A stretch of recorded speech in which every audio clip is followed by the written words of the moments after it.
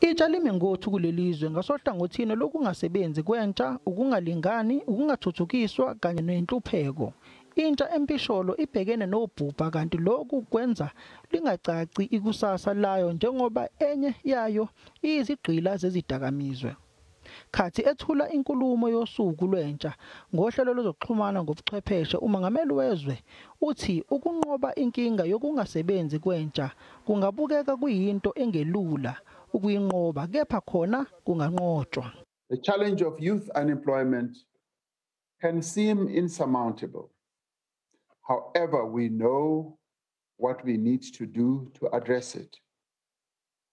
We know that by providing young people with opportunities for work experience, by supporting them to start and grow their own businesses.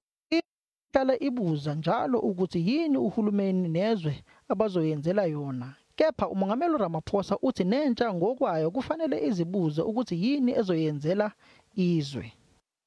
Today, I would like you to ask yourself, as you correctly ask, what will government do for us? I want you to ask yourself, what will you do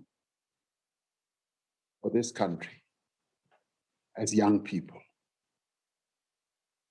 We need you to rise and demonstrate that a better life for all is indeed within our reach.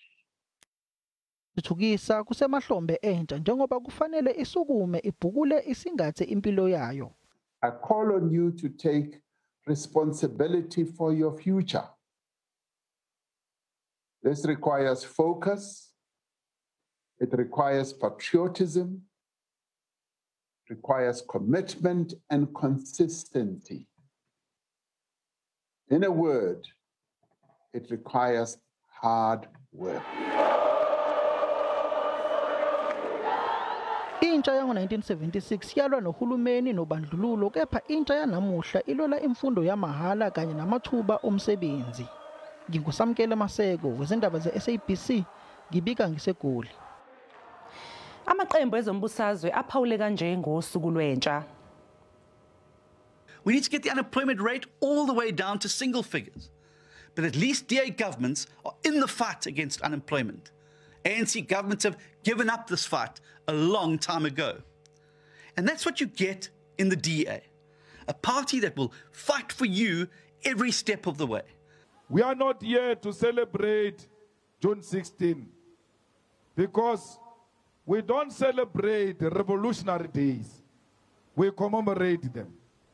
We, the youth of South Africa, we, the youth of the continent, and progressive youth in the diaspora, we don't celebrate this day.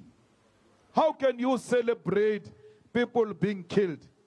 The struggle of the youth today is unemployment.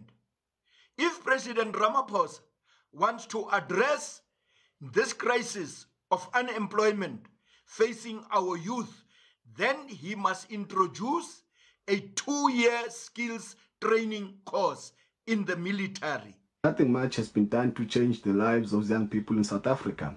We are therefore calling government to ensure that all the red tape is removed that prevents young people from accessing funds to start their own businesses. What is disturbing about commemorating this day in 2021 is that 45 years after the Soweto uprising and 27 years into democracy, some of the demands that that generation raised are not yet fulfilled.